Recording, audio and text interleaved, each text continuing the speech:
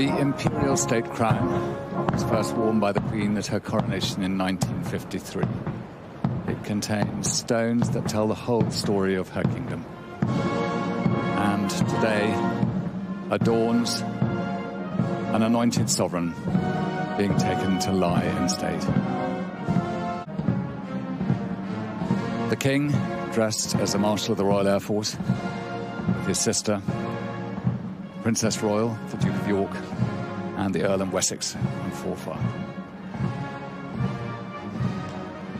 Followed by the Prince of Wales, the Duke of Sussex, Peter Phillips.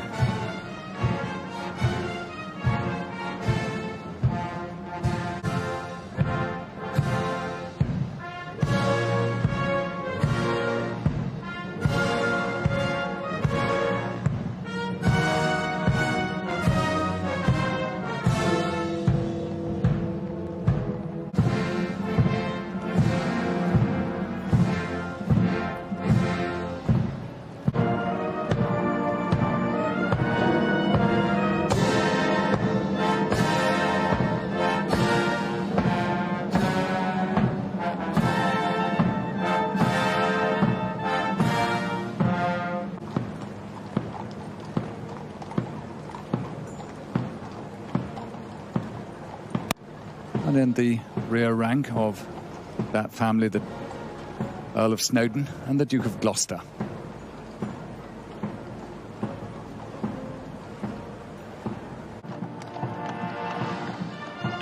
And watching with eminent pride as their daughter passes by, Queen Elizabeth, the Queen Mother, as we remember her, and King George VI.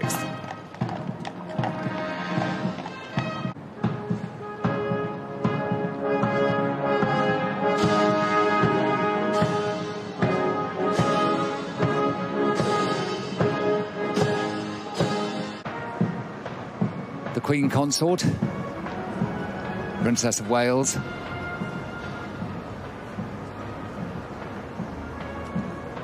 the Countess of Wessex and Forfar, and the Duchess of Sussex leave the palace and will pass up Birdcage Walk and into Parliament Square.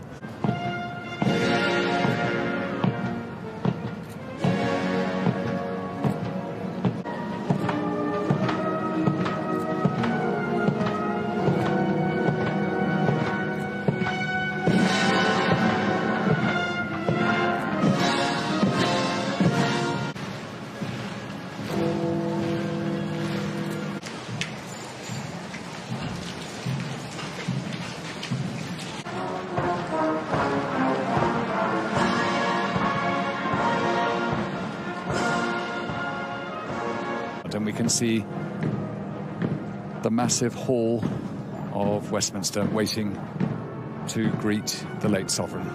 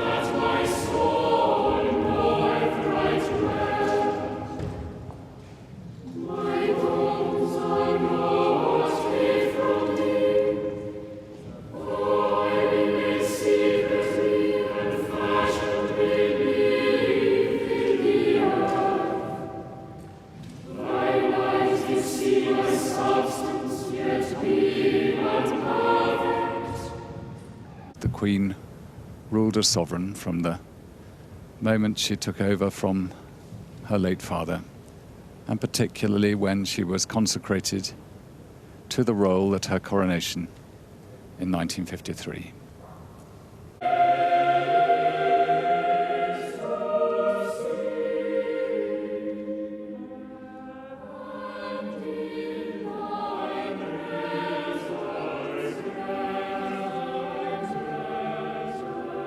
The Queen is lying in state. A changing of the watch will take place for 24 hours of each of the days.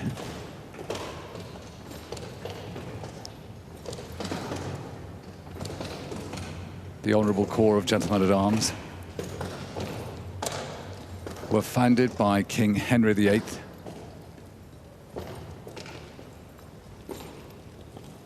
and formed the closest bodyguard to the sovereign.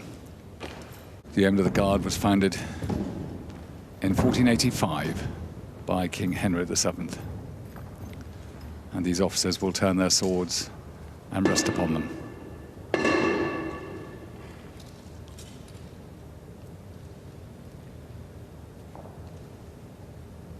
And bow their heads.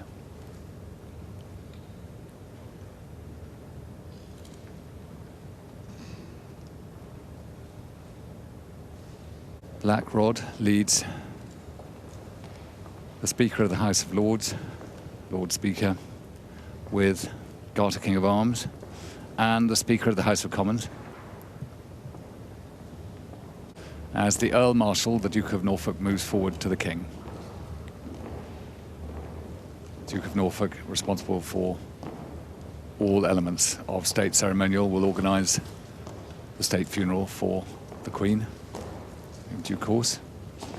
And also the Lord Great Chamberlain on the left there, who's just started in this reign. He is Lord Carrington. His father was a cabinet minister under Margaret Thatcher.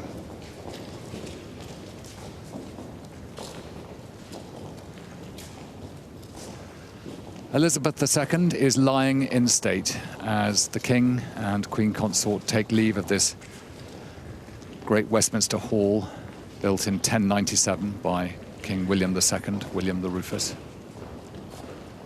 This great hammer beam roof was put in by King Richard II. The King's sons and their wives, Peter Phillips and the Earl of Snowdon. The Duke of Gloucester, the Duke of Kent, and Prince Michael of Kent follow.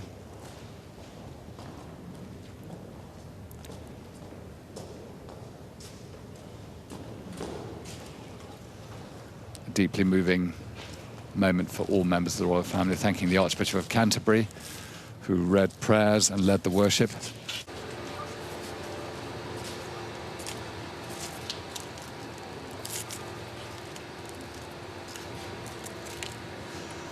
Princess Royal, who escorted her mother all the way from Balmoral Castle through the Highlands down to Edinburgh, and then in the aircraft that took off from Edinburgh Airport yesterday evening.